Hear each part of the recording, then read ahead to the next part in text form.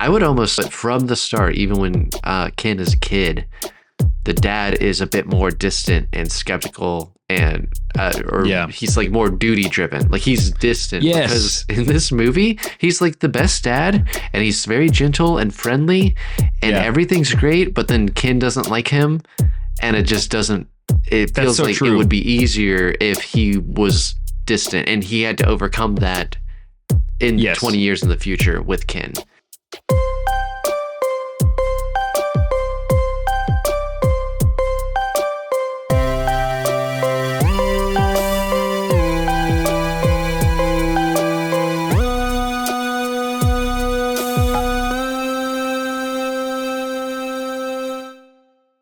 Hello, and welcome to StoryFellas, the podcast where we make stories and we break stories. I'm your host, Tommy Antonucci. And I'm your host, Zach Lovelace.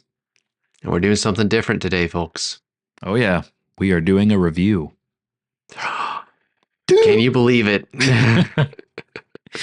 Yeah. Everyone hangs up. They're like, this is not what I signed up for. Story guys doing a review of like a story?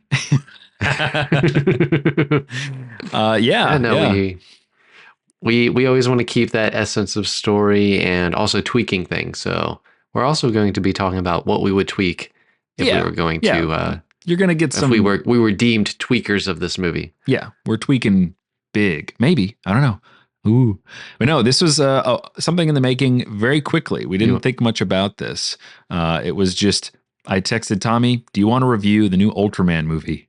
Because it seems a little bit up our alley in terms of kaiju. And for those who are listening to this for the first time, you've never heard a StoryFellas episode, you'll probably have heard the intro here, obviously. But we do something with story, and we like to make a story within an episode. And of course, we're doing a review. We also have done a lot of kaiju movies. We like kaijus a lot, or at least I do. And I grew up on Ultraman, as well as Power Rangers and Godzilla, a bunch of, tokusatsu, all sorts of like miniatures and stuff like that. That stuff just resonates deeply with me. So this popped up as a new movie on Netflix. And I was like, why don't we review this? We can point people who like kaiju stuff to our kaiju episodes. We have like 3 of them at this point. And we'll put them in the show notes. And you get to hear our thoughts on. We're kind of authorities when it comes to kaiju movies. That's what I'm saying. That's all I'm saying is that you should definitely listen to our opinions. Yes, definitely. If for some reason this is your first podcast, normally me and Zach tell a story from scratch or from the barest of kindling in an hour. Mm-hmm. So if you like that kind of stuff, then you should check out our other episodes. This one, we're going to dive into a story that already exists, but that's what the making and the breaking of the story. We're going to break this story a little bit. Break it down. And so Ultraman, or as I like to call him, Big Boy. Big Boy. The Big Boy. Big Boy. Oh, you got one. You got a... Yeah, I don't know which version guys, this is. He's got a Ultraman. I have a little Ultraman toy. Figure. He's not very complex. He does have a zipper on the back, so you can see. And his color timer here. His design is just so perfect. I have to just applaud, what is it? Subayara, I think is the guy's name who created Ultraman. Look at this. Beautiful. But I digress. Ultraman Rising. This is the 2024 movie directed by Shannon Tyndall and John Oshima. So these guys have big animation backgrounds. They were both writers on Kubo and the Two Strings, which was a claymation movie that came out a couple years ago, which was very good. I enjoyed it when I saw it. Mm-hmm. And then I followed Shannon Tyndall on Instagram for a long time because he's a character designer, storyboard artist. He worked on Foster's Home for Imaginary Kids, which I enjoyed a lot growing up. Whoa, my lights just changed. Imaginary Friends, I do believe. I'm just making that correction before other people make that correction. Oh, what did I say? Foster's Home for Imaginary Kids. It's Foster's Home for Imaginary Friends. Yeah, for imaginary kids. These kids never existed. They don't exist, man. Here we go. Sorry, I have color temperature lights in my room here, and they have changed. There we go. Yeah. That is what Zach's got a rave going on in his room right now. Ultraman, help me. Anyway, this is just a little bit of some background information on who made this movie. And I think it's Shannon Tyndall's his directorial debut. And he'd been working on it since 2001, which is pretty crazy. It was originally a concept that had nothing to do with Ultraman, but was just kind of an homage to Ultraman. And then finally, when he got a deal with Netflix, they were like, well, we have the rights to Ultraman. Do you want to just make it Ultraman? And so he did. And I think that's actually comes back into play later on. We'll talk more about that when it comes to the story. But for those who don't know, the logline is Kenji Sato, a famous but egotistical baseball player living a secret life as the giant superhero Ultraman, is forced to balance his career and hero duties while reluctantly adopting a baby kaiju after defeating her mother. Zach, for someone who's not going to take the time to go watch this movie before they listen to this podcast, do you want to just give them the quick, like, mile high view of this movie, what happens from kind of beginning to end? Easy. Major spoilers ahead, guys. Major spoilers. Yeah, I mean, kaiju size spoilers here, folks. So what happens in the movie, as you heard in the log line, we have a guy who's torn between his professional career and being a superhero. Kind of a classic story in terms of superheroes. But he wants to be a professional baseball player, and his dad used to be Ultraman, and now he's Ultraman, and he has to kind of decide. The plot really kicks in when he ends up rescuing a baby kaiju and has to take care of her. And the KDF, or the Kaiju Defense Force, kind of comes hunting for her, and he needs to hide her, train her, and mend the broken relationship that he has with his dad along the way. There's a lot of like newborn humor, newborn stage humor. As a dad of two little girls, I can say it's very familiar. Some of it feels like he had to have ripped that from Shannon Tyndall, had to have ripped that from his personal experience as a dad. And so, yeah, that you ultimately deal with that kind of push and pull, and then eventually there's a big climactic fight at the end and a big resolution where Ultraman ends up having to sacrifice himself. Didn't see that coming, and go from being selfish to selfless. Gasp! Biggest spoiler.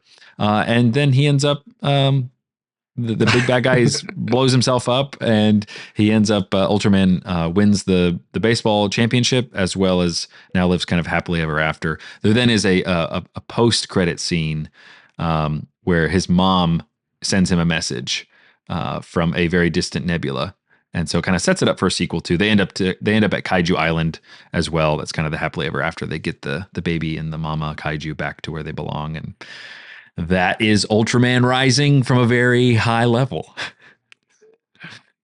Yeah, now you don't have to watch it. It's perfect. It would be funny if they made it to Kaiju Island and immediately died. Yeah, like the Kaijus just pulverize them. I mean, it's very awesome, likely. If there was any like hostiles on that island. So Zach, I wonder, before we dive in, we're going to dive into the strengths this movie has, the weaknesses, changes we'd make. We've not talked about this, but no, we're getting our own perspectives. Well, but give me your 1 out of 10. Give me your 1 out of 10. Like 10 being a masterpiece. That's what I was just gonna. I was gonna ask you. You want mine first, or you want to give yours first? Oh, give yours. Yeah. Honestly, while I appreciate this movie existing and the people who put the work in to make it happen, I personally would probably put this at a 6. I put it at a 6 too. Really? Yeah. Nice. Okay. Yeah. Nice. And I'm a fan of the genre and everything too. So you would think this would color my, I'm wearing the kaiju colored glasses. Oh, no. I know what I'm getting into, and I think, there's a way better movie in here. It was actually kind of sad to hear that it's been in the works since 2001, because I'm like, you would think. And I think the reason 2001. Yeah, that's what I was saying. That's forever. I know. Well, it was previously not Ultraman, and so I do think bringing it into that IP space with Netflix, I think Shannon Tyndall ended up and his co-writer ended up having to work in some stuff that just wasn't shoehorn it a little bit. Yeah, I don't know if it was just the different aspects of the I don't know, guardrails that Ultraman can and can't do. I don't know what he ended up having him do in the previous draft, but this definitely didn't feel like it went that deep into Ultraman either. A couple of the biggest knocks I have, but we'll start with the weaknesses, and then we'll get into the strengths, or maybe the other way around. What do you think? Okay. Let's do strengths. Let's do that, because I feel like it's fun to dive into the weaknesses. Before that, I do have a Ultraman question for the expert himself. Of you, because when I was a kid, I watched some. I think it came on with Power Rangers or something. I watched Ultraman Tiga. Do you remember that? Yeah, that's the one from the 90s, I think. Okay. Yeah, there's a whole bunch of them. They have different names and stuff. Ultraman Yeah, Um, it was yeah. just funny because the only thing I remember, because I watched this with my wife and I was like, the thing about Ultraman is he changes colors from blue to red and then a blue red one, and then like one is speed and one is strength and what, because that's what I remember from the show, Yeah. and then there's none of that in the movie. That's No, not like a no, thing that he does in the movie. no. So I I think didn't know the if that different was ones have just different that one abilities too. specific one. They have Okay. different like aspects because yeah, there's like this one is more of the original one, although he feels like an 80s one. They get a little bit more complicated. This toy that I'm showing Tommy again. But there's Just one showing his toy. right after the original one in the late 60s that he had like a big crest on his head that he would literally take off and he could throw it like a boomerang and it Hmm. would chop these kaiju's heads off. So, but like none of the other ones do Seriously. that. None of the other ones do that. So it feels more like a kind of glossy version of Ultraman. Like it's just, it could have whatever abilities from any of them.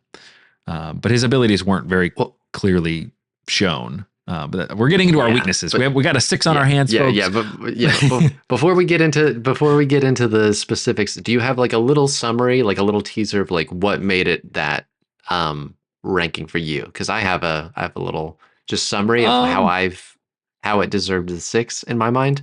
yeah, And you go first. my summary of that is that for me, and maybe yours is similar, I think it had a ton of heart.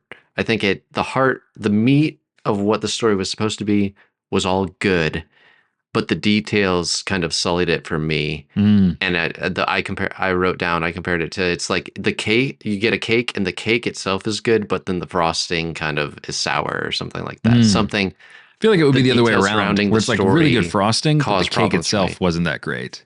But I get what you're saying because it's like mostly I'm not good. good with cake analogies. Yeah, You know yeah. what I These mean? You know, yeah. yeah, these pastry Yeah. analogies It's don't like the work. heart, the core of what the story is supposed to be was good, but then there's like a lot of stuff that there were a few times I was actively confused in the movie, which is not a good sign. Like Oh it's not no. confused Yeah. as in I'm watching a mystery. I was Yeah. literally like, wait, what is happening? It felt like we skipped something. Yes. But I let's think talk about that the strengths. well, yeah, let me give my little pocket 6 Oh answer yeah, here. sorry. Yeah. You're good. Give me your So pocket. I think, yeah, technically executed well. Like there's a lot of moments. I think I said this before that it's well animated. Even though there are sometimes that the animation gets a little wonky. Um, just like the way my wife put it, because I watched it with my wife as well. She's like, it felt like bad acting. Like, and there was some Hmm. bad voice acting too, I think, but also like the animation of the characters didn't have as much weight. Yeah, just a lot of it was overselling some of the emotions, and maybe underselling some other ones. So some of the animation wasn't that great, but I think a lot of the story was left lacking. It didn't satisfy. Yes, it had heart, but it didn't really stick Hmm. the landing. There were a lot of moments that I really liked, but it never was greater than the sum of some of those moments. Me Yep. as a dad, I could resonate a lot with what was happening, but it still, yeah, it left me being like, why is this happening right now? Um, Yep. this bad guy's underdeveloped. Hmm. And then at the end, one of the biggest notes that brought it down was like the greatest act of self-sacrifice you can do, throw yourself on top of a bomb, right? Hmm. And he blows up and then you have no idea how it just goes to white and then they're all fine after that. And I was like, this almost feels like a dream. He has like a broken arm. Yes. That's the extent of him throwing himself on a bomb the There's got to be size some that's deleted bigger than scenes. him. Yeah, yeah. Yeah. Yeah, exactly. Yeah, like and they were looking at the But blast radius and like it's too big, and the dad's like maybe pounding we on the should just force talk. fields. Maybe we should just talk about the weaknesses because we're clearly wanting to talk about the weaknesses Yeah, of no, this it movie. was colorful. It was fun. I think again, as an Mhm. Ultraman fan, it was cool. I think the character models and stuff like that were really cool. Seeing a lot of that action. It's also shy on the kaiju. That's what brought it down to the 6 as well. Yeah. So There's not a lot of kaiju besides the one baby kaiju and a few others. I didn't yeah, even think about that, but that's yeah, it's kind clever. of what you're there for a little bit. But yeah, again, you can get to a 6 pretty easily if you Mhm. are somewhat competent. And it was a fresh, different thing. It's a different IP. I'm not used to seeing, it's not a Marvel character. So I was along for the ride, even though I knew that some of it was a little clunky. I think that's what Mhm. ultimately I was still happy about it. It's like a roller coaster ride. I didn't lose my stomach, but it's like, well, okay, that was Yeah. still, whatever. So yeah, now we can get to these weaknesses that we want to talk about so bad. Well, I gotta say my strengths, man. I gotta say my strengths. Oh, I thought you already did. I thought we were saying basically there are no strengths, and so you want to just like rush to the weaknesses. Well, I will still do that. I will blast through these strengths because I do think the movie has some heart. I like the focus on parenting and family dynamics. I think that's cool. I think it has That's some really true. good moments with that. I think the visual style is nice. I think it falls short a little bit if you compare it to Spider-Verse or something like Teenage Mutant Ninja Turtles, Mutant Oh yeah, the Mayhem. new I one. think Yeah, it's like it's yeah, it's kind of like in that realm, but it feels not to that level. mm. Um, I liked the relationship between it's Soto, that's his name, right? Yeah, Ken, like the main Ken. character, Oh, Ken. We'll just call him. Yeah. Ken Sato. Yeah. Yeah. He always had his baseball thing saying Uh-huh. Soto, so it's like what locked in my head. But Ken, him and the relationship with the babies, nice. Um, I liked, and we will get to the gripes about the antagonist. For a while, like the bad guy was very grounded. He had very human reasons of doing Mm-hmm. things, which I liked. It kind of went south, and we will get to there. Yeah. I also liked the montages of him becoming a parent. Like, there's a lot of montages that, with the animation, are just very fun. Oh yeah. Um, I agree. and one of my biggest strength, one of my favorite parts of the movie is when there's a scene where baby monster gets out, stuff goes south, baby monster breaks its arm, and there's a scene where that's when he calls his dad to come help, and Ken is panicked as a parent would be, Yeah. and just like pleading. He's like, "You have to help me. Like, I don't know what to do." Mm. And like, I don't know, that had a lot of emotional Yeah. like bite to it, Oh where yeah.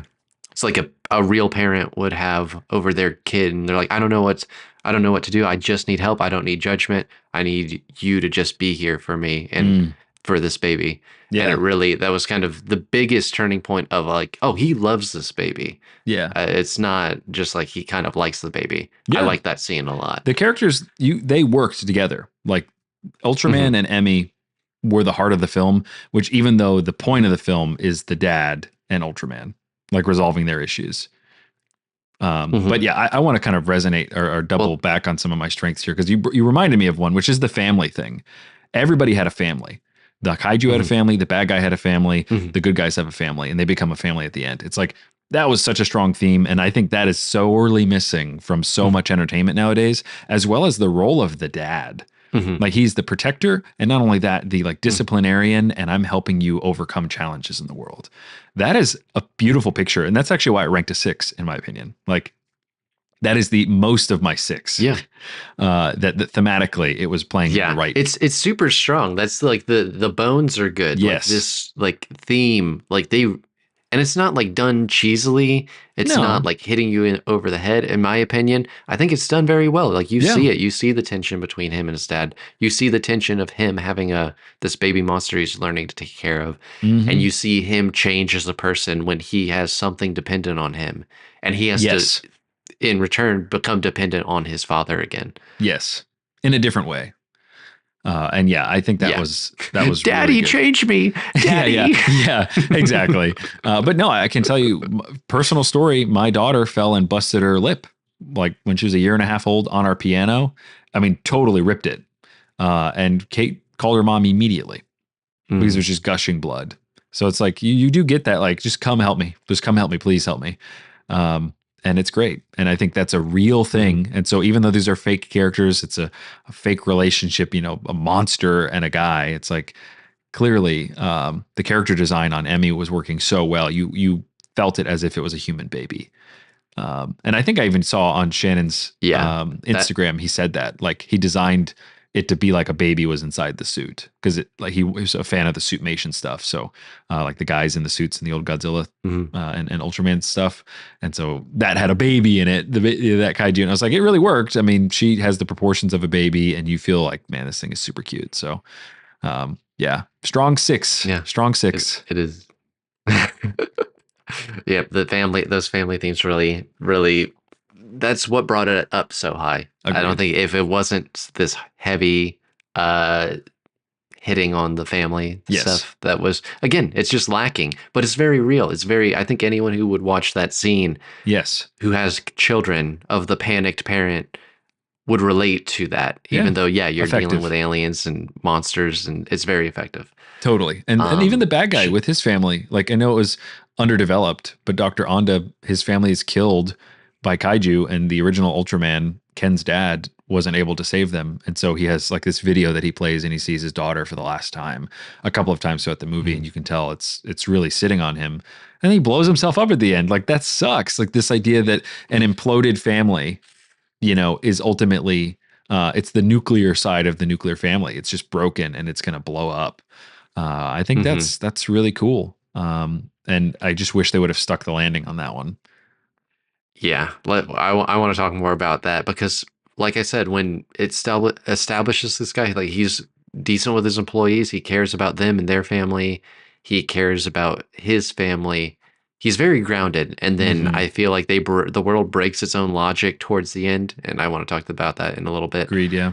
But as we're transitioning to weaknesses, I want to jump back towards the beginning of the film, Oh, towards that totally. opening, Oh yeah. because while here's my first gripe with the first thing. One, this is more of a technical gripe. It took me a while to realize like the kid knew that his dad was Ultraman. Like it's like it didn't Mm-hmm. really make that clear of like, oh, is it a secret? Is it not? And then it's like, oh no, he just knows.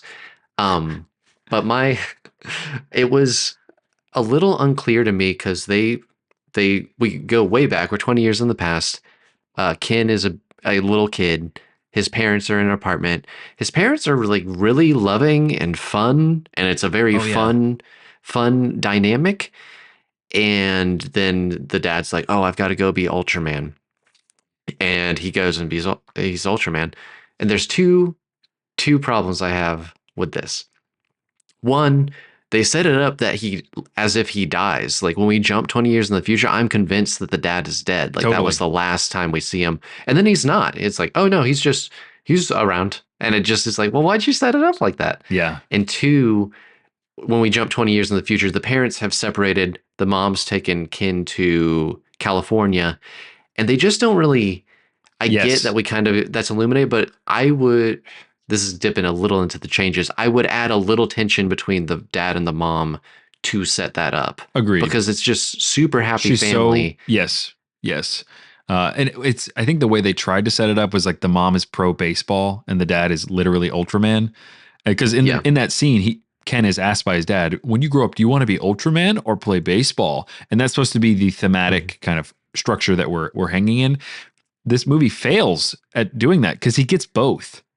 He doesn't really pay the price to do either. I mean, he becomes bad at playing baseball for a little bit, but they still win the championship. Mhm.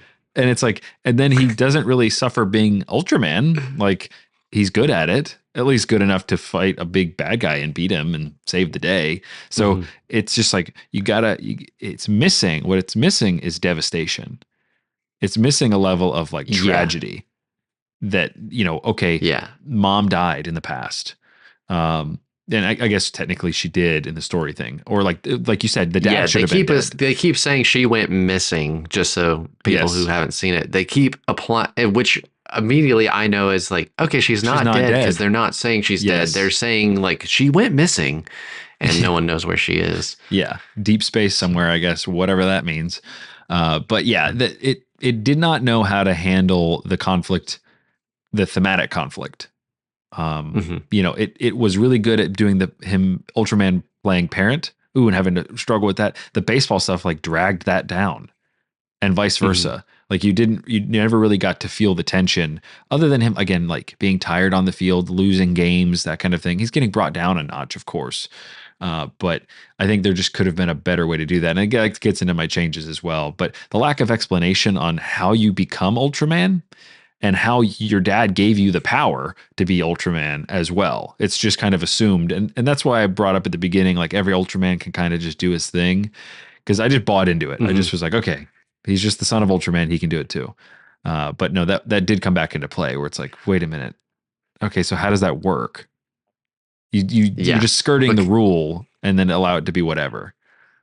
Yeah, because that was something that me and my wife talked about almost immediately after the movie. We're like, how does this work? Because one, this is maybe you know something about Ultraman, but if you've only seen this movie, there's multiple. Is this like a sci-fi Power Rangers thing? Is it like is it a superpower thing that they can do? Can Ken, even when he was in LA, could he have done it? Does the dad have to pass it to I Ken? know. And then when And then we there's see him like the first time, he's totally competent. I mean, he's getting his butt kicked a little bit, but he turns into Ultraman. Like he doesn't have a yeah. problem running around like and doing Yeah, cool it's like we kind moves. of skip the origin story, which I do Uh-huh. think this is. I think I made a note in one of the changes that if we introduced a Spider-Verse esque, like, let's go through this one more time, just like even Yeah. a fast origin story that explains how the powers work and where they came from and Yep. how they pass on. But like, we're just thrown in, and then I thought that the dad couldn't be Ultraman because the son could do it now. Yes, And then same. at the end, they're both Ultraman. And I was like, what's the what? How does any of this Yes. work? What is Yeah. going I on? saw that coming as well because when the dad is blown up, when he's in the coma, it's like the robot's like, is he dead? No. Well, she says like, I detect no signs of She's life. And so it's like, yeah, okay, so he's just not there. Like yeah. if he was dead, he would be dead. Like it's an important character and important characters almost always die on screen. Like they're given at least somewhat The of a death scene. my this leads right into another weakness of the amount of times the dad almost dies. Yeah. Yeah. It really Yeah. frustrates me because like they're on the beach at one point in the KDF or Yeah. KDF. KG, yeah, KDF, come and they just like shoot the beach, and the dad's like, like basically Yes. more or less shot, and then like he goes into the coma, and you're like, oh no, he died, he sacrificed himself, and then they put him in a Mhm. tube, and they're like, he's stable, but he's out, and they're just back at the house. They're like, okay, And then KDF that comes just back blows again, up. KDF and comes like again, shoot missiles, and then the dad's gone, and he's like, oh, he died then. And then it's like, no, he's back as Ultraman. And then it's like, oh, the dad's gonna die here, and then he doesn't. And it's Yeah. just like, what are we doing? Like it It felt like the couldn't dad needed decide. to He die. did. He Yeah. did. Exactly. And that just comes from having thematic like courage to be like, I have to go there. My story wants to go there. Hmm. And I think you're right. He should have died in the beginning. And so then you have a reluctant Ultraman where the Hmm. world needs Ultraman, but Ken can do it. And okay, but then he needs to rise to the occasion and do it. And he's like, I don't want to do it. It's I want to basically do the baseball. Spider-Man story. Like that's what Yes. like he loses Uncle Ben. There's it works. It Yes. works because it's like he Well, chose to do the wrong. Yeah. he doesn't even need to be, he can be mad at Ultraman. Like as a concept, he can say like Ultraman killed my dad. So why would I want to be Hmm. Ultraman? Like it got Hmm. him being Ultraman is what killed him. So why would I want to do that? And I think there's a better movie if you just, change the beginning a little bit and you can set it onto a right course and you hit all those same moments, but better. Yeah. Like I think you could preserve a lot of the stuff with Emmy. That stuff is fine. Um, yeah, but yeah, the lack of explanation on powers and stuff like that, the lack of explanation of how he survives at the end and ties in like, and it doesn't really tie in the self-sacrifice thing. It just happens, and that's it. Hmm. And then of course he didn't end up needing to choose baseball or Ultraman. Yeah. Like he got both, and that was it. And he only fights one kaiju that ends up. Well, there's one kaiju that's bad that gets killed by the KDF early on, and then there's Yeah, he Gigantron. like quits. He quits halfway through. Like he fights one kaiju and Yeah. he's like, "Let them take care of it," and he leaves. And Yes, then and then he fights Gigantron, kicks her butt, or he gets his butt kicked. It's whatever. He beats her, and then that's the last kaiju that you see. I guess you could technically constitute Doctor Onda's big robot at the end. But Mhm. it would have been better if he had like an army of kaiju that I've mind controlled to help me. Um, Mhm. that I don't know. As a Ultraman casual, I can say that it would have been better to see a bunch of these other kaiju in there because he's got so many that he fights. It's just even the montage where it's like Emmy's helping him fight them. Something like Mhm. that. Like she's being brought into the family business. Um, kill your kill cousins, your Emmy. kind. Yeah, whatever. Whatever. So yeah, those are the weaknesses, and I think we're kind of every section we get into with this review, just a lot of grace here, folks, because we're getting ahead of ourselves. We can't really help it because that's what we're making the story remaking it. We're breaking it and remaking it. That's our StoryFellas instinct. I saw you had notes that were breaking up to weaknesses and then changes, and I was like, there's no way we're gonna have to elaborate on our changes immediately when we talk about the weaknesses. So welcome to this StoryFellas episode. You want to throw out? Oh, sorry. I was just going to say, and now welcome to this. That was just all preamble. Now welcome to the episode. No, I don't have anything else really to add. I think we've got it. I've got a few. I've got a few little things that I wanted to hit on. One real quick one.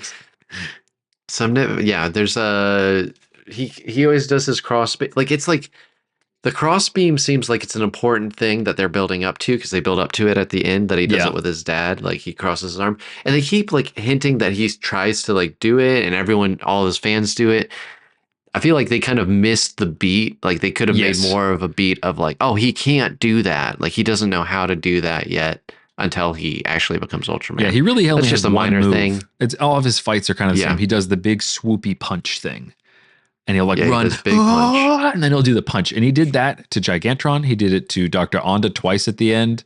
It's like, dude, get a different move. Because again, I've seen all these compilations of him doing amazing. He did a disc move at one point, which was pretty cool. Where he, in the movie, like he made like a gear, like where he could like made an energy like blade that he saw that he was cutting through stuff. My other note is Dr. Onda, right? Yeah. I felt like he made and this is what I keep alluding to, that he made such a big jump. What he felt humanized. He genuinely wanted to protect people and families from the kaiju. That seemed like his motivating factor. And then at the end, he does the self-destruct thing, which implies that he's going to blow up the city too. That's kind of the a little bit, yeah. And I thought that too, where it's like, okay, he's going to destroy us all. That's what the dad said, and it's like, well, the animation just made it look like just everything in the water was going to be destroyed, but that line makes it sound like he's going to destroy every person. Yeah, which is one of those moments where it feels confusing, because it seems like the hero in them are trying to, like, obviously Ultraman could jump on him and put a force field up to protect just his big giant people, but like the big giant people are equidistant to him as the city is, and they could even fly away. Like it didn't seem like they were stuck there. So literally all of them can fly. But the idea that they needed to make him more evil. Like through his journey, he becomes so bent on the kaiju that he loses focus on the protection aspect. Yes. Because like he seems so grounded, and then he's like, you know what? I'm going to self-destruct and maybe kill all these people. And it made no sense to me at all why he would do that. It didn't seem motivated at all. Yeah. It was weird. And then, he jumps on him. He's in a confined bubble with this explosion that would destroy the city. And it just hurts his arm a little bit. Yes. I'm like, what? Is he Superman? Like, is he like so powerful that nothing can kill him? Yes. It was selectively applying its own rules, because he gets hit by rockets and stuff earlier in the movie and it hurts him. So, okay, he's face down on an atomic bomb. And it just doesn't do anything but hurt his arm, which was already kind of hurt because he gets hit with the blade. So you could even make a connection that like his arm in a sling is really just because that blade cut him in the arm, not because it's the bomb. Even if it was like he blew up and now he can't be Ultraman anymore. Like, you know what I mean? Yeah. There's some sort of consequence to it. It's like, oh, okay, wow. He's like, I've lost my powers. Okay, interesting. Yeah. You it had a cost to it, but it didn't have a cost to it. So it again, just that felt level so of devastation needs to happen. Yes. Yeah. Selective. And that's not good. I think if it was seen through the eyes of a child, it's probably a pretty good movie, but it really is more of a parent's movie. It's not that interesting from a kid's, like watching it as a kid. I'm not seeing a bunch of monster fights. It's 2 hours. It's 2 hours. Like, you know, a kid's movie would be 90 minutes, maybe 85 minutes. Yeah, that is a good point, because I didn't even think about that. This isn't Minions. This isn't like a bunch of goofy gags like every 5 minutes. Yes. This is a guy trying to figure out how to be a parent, and it's takes its time, and it definitely is like more interesting to the parent than I think it would be to the kid. They'd be like, why is he still talking? What's he talking about? Yeah. It's like in that No Man's Land where it leans too hard in the PG, where it's like, oh, it's trying to be a kids movie, but it also needs stakes because it's like made for the parents. It kind of was in this weird in between. Exactly. So thematically muddled, even though all the family stuff is there, it doesn't really understand how to stick that landing with Dr. Onda being the bad version of Ultraman. Ultimately, he like wants to kill all of the kaiju. Ultraman doesn't want to do that. Ultraman's just trying to stop them and fight them and make sure that they live on their island, essentially. And yeah, even though this is it. So Dr. Onda lost his family, right? That's his big motivator. Looks like his wife and his kid were both killed. Maybe just his daughter, but I think he says both of them. I think he does at some point too. But he is the foil for Ultraman. That's a good villain. What needs to happen is that Ken needs to blame Ultraman as well for killing his own dad. So he has something to share. It's just their reaction to that reality is different.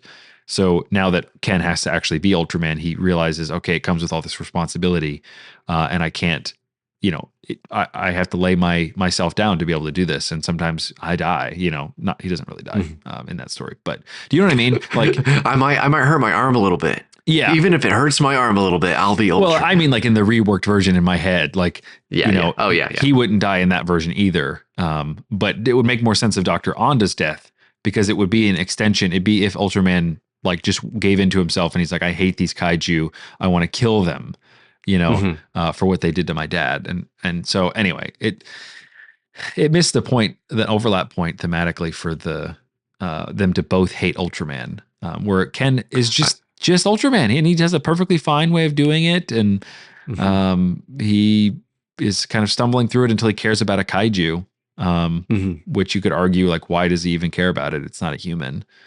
Of course it's cute and it's supposed to look like a human, but you know what I mean? Like, yeah.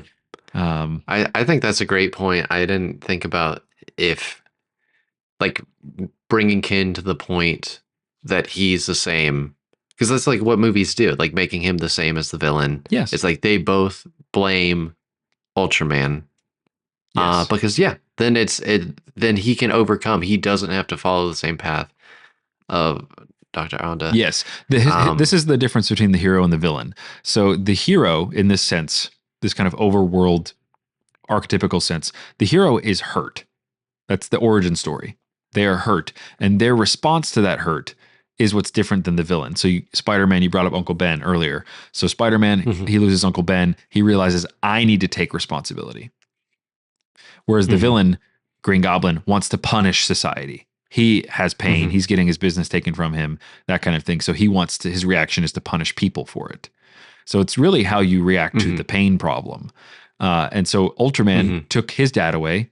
Technically his dad was Ultraman, but he was under the helm of Ultraman, and because he was taking care of the city, he ended up dying, and now Ken doesn't have a dad. And so he has that pain. Dr. Onda also has that pain. So one of my big changes would be open up on Dr. Onda's family. Ground level thing. You don't really get a cozy perspective of Ultraman, but you see this family get killed in the beginning, and you see Dr. Onda like totally devastated, and Ultraman standing there in his that was cool. The big like flashlight eyes that just like shined on things. Dude, I would laugh at that because anytime he's looking at anyone, it's just like I know, yeah. They're like, oh my gosh! I thought it was cool. I thought it was cool. Like, I thought it was cool too. But I just in practical, like when he's holding the baby and looking at it, it's like literally just like beacons, just like blasting at it. Yeah, if he could dial it back, that would be great. But yeah, but that's kind of an eerie thing. It's like this big shadowy thing is coming up out of the rubble. It's just killed this kaiju, but in that fight, it's killed Dr. Onda's family, and it just turns in the rising like ash and smoke. So you can barely see it, but you see those big eyes. And Onda is just like vowing to himself, "I'm going to kill that thing. I'm going to kill everything that caused this to happen, kaiju's and Ultraman included." So he becomes the head of the KDF. So it's like we're going to have a no tolerance perspective on kaiju. We're going to just kill them on the spot and blah, blah, blah, blah, blah. And yeah, I think that just sets up your story better to have that thematic bubble to play in, that it ropes in ropes you in with that devastation and promises an unresolved conflict, whereas the other beginning Mm-hmm. doesn't. The conflict, the best it can do is Ken going to choose baseball or Ultraman, and Mm-hmm. ultimately that doesn't sound nearly as interesting if it's a parents movie, And you could do Mm-hmm. all of what I just said tastefully. It doesn't need to be scary. You could just this guy's family, I guess, getting crushed to death is kind of. But you could still do that tastefully. It might be scary, but like you could do that tastefully. And then fast forward Mm-hmm. 20 years, Ken is an amazing baseball player, but his dad has died. Maybe Mm-hmm. that was his last battle, and so it's like Mm-hmm. his dad has died, but the kaiju are back, and his mom is pressing him like, you need to take up the mantle. You need to take up the mantle. He's like, no, I do a job. Like I'm a pro baseball player, and then he Mm-hmm. sees some of the devastation and he decides to try it out, but he ends up having to like learn how to be Ultraman. It's more of an origin story at that point. Um, Yeah, that makes it more in the origin story camp, which is fine. Like it you is an need that origin though. story. They skated Yeah, over too you much of need. it. Yes. I have some thoughts for the beginning of things I would change. Um, I think I love the starting with the bad guy. Like I Oh, love me it. too. It gives him Yeah. his motivation. I would do that. I would maybe cut to if we still had that scene of um him as a kid. I think it's important. I would almost make the dad not die, but from the start, even when Ken is a kid, the dad is a bit more distant and skeptical and or Yeah. he's like more duty driven. Like he's distant because Yes. in this movie, he's like the best dad and he's very gentle and friendly and Yeah. everything's great, but then Ken doesn't like him and it just doesn't it That's feels so like it would true. be easier if he was distant and he had to overcome that in Yes. 20 years in the future with Ken. Because Yes. then when he comes back, he's like, remember Bunny? Remember? Like he's like kind of the perfect dad. And it's like, Yeah. I get there's beef, but why is there so much I never beef between understood the you guys? beef. I never understood the beef. So yeah, dialing that up, making the dad's personality more of the dad from Cloudy with a Chance of Meatballs. Like Oh man, gruff, silent. Oh, you've yeah, never seen it? It's really good. I've not seen it, but I kind of want to see it.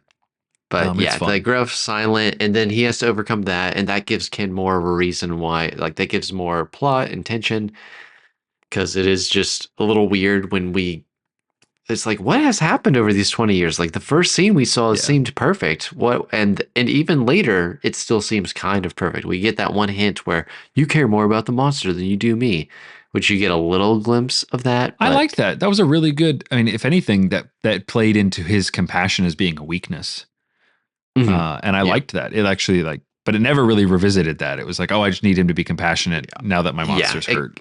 it kind of if that line wasn't there, then there'd literally be no understanding of why Mm. they have a difference of opinion. Like I think they needed a bit more of that or something. But I think that would have created some interesting scenes where they have to overcome Yeah. their differences. Well, yeah, and you need to flesh out a little bit more of the lore about like why does the dad even care about these kaiju? Like why would that actually be something that he cares about? He's like they have, you tie it back to humanity. Like, oh, they we've seen that blah blah blah synthesized things from their scales can help humans cure diseases or whatever. It's like we don't understand these creatures. We need to know more. Even the curiosity bit could have helped a little bit. It could have even been cool if, like, flashback, the dad had found a baby kaiju as well, and then he Mm. realized the kaijus were carrying over their own and weren't violent. And from that day on, he realized, oh, they're not monsters; they have families. Yeah. Like, I think that would have tied the present to then Agreed. really, Yeah, really well. agreed. I think the that is definitely a viable direction to go. I think the best way if Dr. Onda is supposed to still come back in and be hell bent on killing people, the dad needs to die in the first like little bit of the movie. Maybe just enough to um, show you like present day situation, but then the dad dying really sets Ken on his mission. Um, Hmm. and then we go from there. And he's got to just rough it himself. And that's when you could still have the Emmy thing, like that could still Yeah, happen. But I don't know. I mean, I almost feel like that would need to change at that point. And that's the thing that the director really wanted was the baby yeah. stuff. Um, Yeah, they kind of it was really all and the baby stuff is great. I'm not trying to diminish the baby stuff, but they do kind of gloss over a lot of other things, but to make Yes. time for the baby stuff. Because that's one note. This is a smaller note, but as he's becoming a better parent, it's like so you have one montage earlier where he's sucking at being a parent. He's bad at it. He's not getting any sleep, and he's also being bad at being a baseball player because he's very Yeah. self-centered and he can't do it. And then when he starts roping in help from the robot and from his dad and learning how to kind of be a team player, like it takes a Yes. village. In the second montage, we get that where things are going better, and he in the montage they just squeeze in that he's training his other players. He's not a Yes. showboat anymore. And I really wish that had been a scene. Like there had Mm. been one scene where instead of it just being forced in a montage, there was a point where he's like there and it's like a player trying to swing and he's like missing the balls. And it's Yes. like, hey man, actually like what if you did this? And we got to see him Yes. realize how to be a team player I got it. rather than it just being sped through. I got it. Drop the love interest thing. She was just Dude, there. I have some slight beef about that too because I kept thinking the reporter, just so you guys know, the reporter has a her mother and then her daughter, and they keep coming up through the movie. She keeps pressing him. She's like where the vulnerability challenge comes, Yes. and it keeps tying in like, oh, she's gonna get roped in and know he's Ultraman and help them, Yes. and it just never happens. It never Yes. happens. And the daughter's obsessed with Ultraman. It seemed like it was punting way too much to a sequel, too, which I would totally Mhm. believe if Netflix being like, hey, you know, we want to keep people on our platform. We really want you to make 2 movies. And he's like, well, I have this one script. Okay. And then he Mhm. pulls all of this stuff out into the second movie and he just uses this Mhm. as a setup thing. I could see that happening. Yeah. And yeah, she like you just cut off. If you really want to do the baby thing, you cut off the Emmy stuff, or not Emmy stuff. Sorry, you cut off the The love girl, interest, whatever her name the is, love interest. Yeah. and you soup up the baseball thing, and it's really about him, um, like doing the parent versus professional career path type thing, and at the end he realizes he needs to be a parent to the kaiju's, and now he can do it, and because then it's all about parenting. Because Yeah. otherwise it's like you have these weird sub themes happening, sub moments where like the reporter has a daughter Mhm. and he like feels weird about it. She like runs in while they're doing an interview and he's like, but she's idolizing Ultraman. She puts a mask on his face and is like, oh, you're Yeah. Ultraman now. It's like that's cute into like a subtextual way, but it doesn't go anywhere. Yeah, the more I think about it, it's kind of crazy how that love interest is has no purpose because she presses him with questions about his family and his relationship with his dad. Yes, So it's yes. kind of like you get that he's uncomfortable, but I feel like you could establish that other ways. Yeah. He calls her at one point to ask for baby advice, which he kind of loses focus halfway through the call and just does his own thing anyway. And then he has another meeting with her and then he leaves halfway through. Like she doesn't accomplish anything. She's just kind of Hmm. there to emphasize like She underline facilitates certain things. points. She just facilitates things because the ending is a recording from Ken's mom that he's like, he gets queued up by her to play during an interview. And he's like, Hmm. can I play this? And she's like, yeah. It's like, that's it. That's it. It's just, she's just there to facilitate dialogue. Whereas I would have rather seen him interact with his gruff coach. Hmm. She's there for some sort of feminine presence. And I get that. But if you I would have I killed the dad off, the mom could have been in there, mhm. you know, anyway. This is not our story fellows hate women No, vibe that no. we're going. It's just, Like I think I want more of her. Like that's the whole movie. I was waiting for more of her and her family to be yes. part of it. And then it just felt like she was just always on the sidelines and I was very disappointed that they never came deeper into the story. Yes. I do Um think that they feel like a late addition or this idea to have like a really mundane moment with him because he goes out on a date with her and that's when the big blow up Emmy escapes. So I get mhm. it, but I don't know. It just yeah. Find another way. Well, it's just like It's such a, the way they're utilizing her. They could have used her more, but like the level they've utilized her, I think you could accomplish without having this other characters at all. Like you could yes. just they don't Yeah. really If the accomplish dad was anything. dead, then you could have roped her in a little bit further to help fight the big bad guy at the end. If she had been the big bad guy's daughter, or like other daughter Mm. or something like that, where and that makes it more complex, where she's like, yes, you lost this other daughter, but you still have me. There's that kind of thing, but it didn't want to deal with that at all. Mm-hmm. And yeah, it didn't even deal, like, that was sad that this guy's like blowing himself up because he's playing the video one last time, and he says, soon, I'll be with you soon, like to his dead daughter. It's like, that's terrible. Can we not Mm-hmm. explore that a little bit? Mm-hmm. But no, we need to jump on an atomic bomb and take no damage. He's like, it was the weakest self-destruct mechanism I've ever seen. Yeah, yeah. It just kind of fell apart. If it didn't fade to white, it's like, I love you, Dad, and then it's like, and Yeah, the it just robot like, is like, oh, I guess we're fine. because it drew out the whiteout for a long time too. Like, it whites out, the bomb blows up, and then it cuts back in for a second to see Emmy screaming, and she's like, "No," in her pterodactyl voice, and then it cuts it to white again. It's like, okay, you're really telling me the size of this explosion, the emotional devastation of this, and then it's not emotionally devastating at all. Yep, we fade back into him being interviewed. Yeah, and he's just like, "Oh, we won the championship and everything's great." It's like, I kind of feel like it's supposed to be a dream sequence. Like, he's actually dead. Like, that's how too perfect it is. It made more sense to me watching it to be like, okay, he's dead. Like, or this is a dream and he's going to wake up and it's like, oh, alarms going off or whatever. But yeah, so this is our Ultraman Rising review, and subsequent breakdown and build up a little bit. And I want to say, hey, if you guys like it, like there's a lot to like in this movie. First off, if you watch this and loved 6 it, out of 10. good, yeah, 6 out of 10.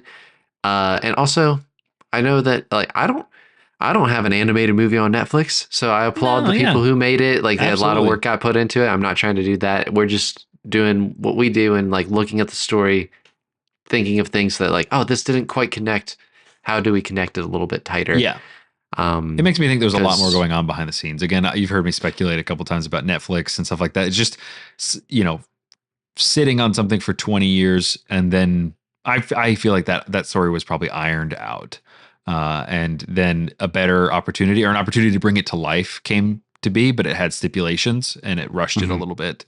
And it ended up being what it is. And so there are some really strong elements to it. I mean, the one concept art piece that from 2001 that I saw is of Emmy.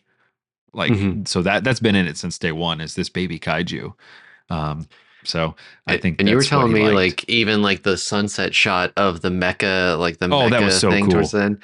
I agree, because it almost looked like a puppet. It almost looked not animated. It looked like it was like, for the listener, there was a shot where they rebuilt the Emmy's mom as a mecha version, like a robot version. Yeah.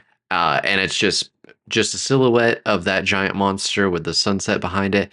But yeah, it was shot in such a way that I thought for a second, are they using a puppet instead for this one shot? Effect. Like, the effect was really good, and it makes her look enormous, also really intimidating.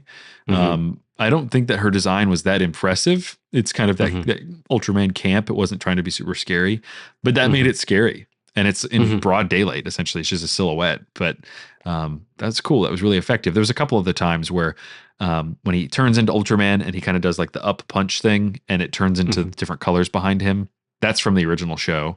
And then he gets really mad one time, and it like snaps into color behind him. And that, I thought those were the best this animation was doing. So all that stuff is worth watching. It's beautiful to watch. But yeah, I just wish it actually thematically was more stable than it promised itself. That it promised in the trailer anyway. It's also funny. Me and my wife just joked about, it's like, oh, he's a superhero and his weakness is stress. If he gets stressed, he turns back into you. Yeah. Well, what they thought the theme was balance, because they made it a point to go out of their way to say it's all about balance, like 3 times. And you're like, okay. And they stressing the word balance. And I think even the dad says it to him at the end, or kind of implies like, remember that conversation where I told you like your color timer is going to go crazy if you don't like stop getting stressed out or whatever. That it doesn't really resolve that at either. And maybe that's the point, probably, where, okay, he gets to balance. He finds the balance of his life. Okay, not Mhm. as interesting. I'm sorry, not as interesting. Yeah, they kind of go there. Also, for people who didn't see the movie, his color timer's in his chest. If he gets too stressed, it starts flashing and he turns back into a human, Yeah. which is kind of ironic for stressful situations like fighting monsters. But I could see them going the balance route, but it seems like even if they're trying to make that the real theme is family Yes. because the idea is like you got to get your family working before the other stuff falls into place. Like, Yes. yeah, balance at the end, but it's like if your household is in shambles, then the other stuff's not going to be working Yeah, as well either. totally. And I think you've told me before, just as friends talking, the like importance of being dependent upon, kind of Hmm. like how that like being around dependent Oh people yeah. and like being around a baby, because like that's what makes Ken good, is like not that he's depending on someone, that the baby depends on him is Yes. what changes him. Yes, I had this note written down during my strengths thing, and I didn't hit it as hard because it just felt like we were dogpiling it, or we were getting to the weaknesses a little quick. But I had that exact note written down that taking care of babies makes you a better person. Nowhere else do you see in human life. This is me on my soapbox. Nowhere else do you have completely able-bodied people like my wife and I taking care of someone who is not able-bodied at all, and like you have to stoop, and it's that stooping that makes you a better person because it beats it out of you. It's a crucible and it takes that out of you. So that's exactly right. Like I wish that had been more present. I mean, it's like achieving the balance, but it also comes at a cost, like taking care of a child. Like sometimes you can't have the job you want, you know. Yeah, yeah, that is kind of funny that it's like, nope, he can have it all. He can do Yeah. everything. Yeah, obviously, like I still like the direction it went. It had to humble him. He couldn't just be a one man show anymore. It Hmm. was more he was taking joy. But it is that idea of, oh, you can have everything, Ken, because Yeah. you're super. If anything, this is actually getting into some interesting thematic analysis here. There's a suspicious lack of women because you would think Mm. that, and the mom's gone, obviously. Um, Hmm. but there's not even like a love interest in his life. That's why that's in there, and that's why he asks her for the advice on taking care um, of a baby, because Hmm. that would be the balance. Is that the wife would be at home, like if Ken was married, it's like she Hmm. would help somehow. She would help With with this big Emmy, monster. yeah, Yeah. like, but that's not there, and it's because he's Yeah. young and not married or whatever. Th- But now that I'm looking back, I'm like, I see why they added her in there. But it's like you need to have more of that or not at all, and they didn't want to have not at all, yeah. and so they didn't balance it. That's actually what's funny is like They didn't balance the the theme of the movie. movie is balanced by the writer's own like writing is what is telling you, but they didn't balance their themes at all, and I think that's ultimately going to be where we hang our flag on this Ultraman Rising review. Yeah. Unbalanced. Yeah, unbalanced. You did have the robot that was a female voice, but she played more like an aunt to him A or little bit, something, yeah. or like a.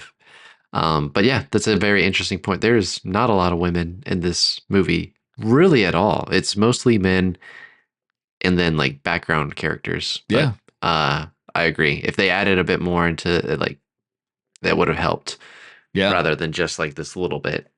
Agreed. Like So even if you had just cut out the Emmy stuff, I know, well, that's kind of the point of it, I wait, guess, but you don't mean Emmy? Emmy's the baby. I know, but You I meant that. I meant that. I legit meant that because oh. I was going to say like you could have explored that same thing if you had like Ken had an actual baby.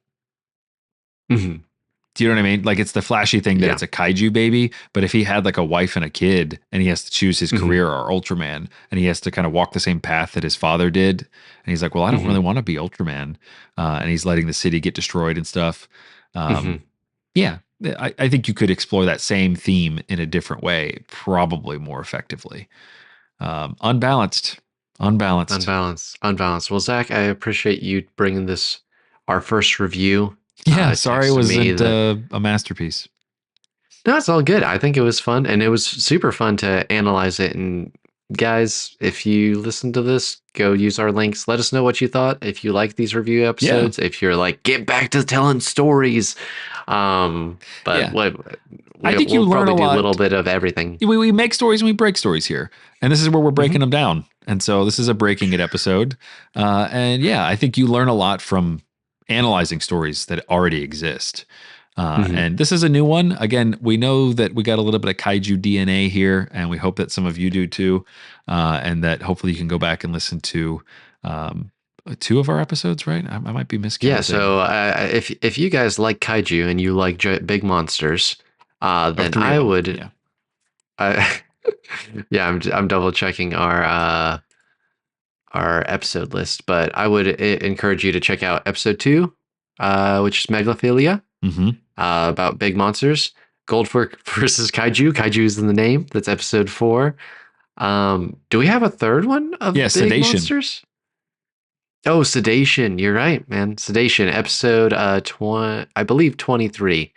But go look up Sedation. We tell a lot of big monster stories, so check those out if you like big monsters, and let us know, and send us messages what you think about them, because hey, if people like them, we'll keep telling big monster stories. Yep. People apparently like them. Ultraman Rising, I think is a sign that people want good kaiju stuff. So I'm excited for the kaiju genre. And definitely. I'm glad that this movie was made because it helps other kaiju stuff like, King Kong and versus Godzilla or whatever. That one also came out this year. So it's on the zeitgeist. It's in there, it's mainstream. Yeah. But yeah, if you like it, check out those episodes. And thank you for listening to this review. Yeah, we appreciate you guys. We'll catch you in the next one. See ya. Thank you all for listening to StoryFellas, a part of the Pemmican Studios podcast network. Check out our show notes for bonus material, links, and more. To find out more about our current projects, send us messages, and suggest ideas for the show, go to StoryFellasPodcast.com. If you liked what you heard, share the show with a friend. Word of mouth is the best way to grow this community. Until next time, go make and break those stories.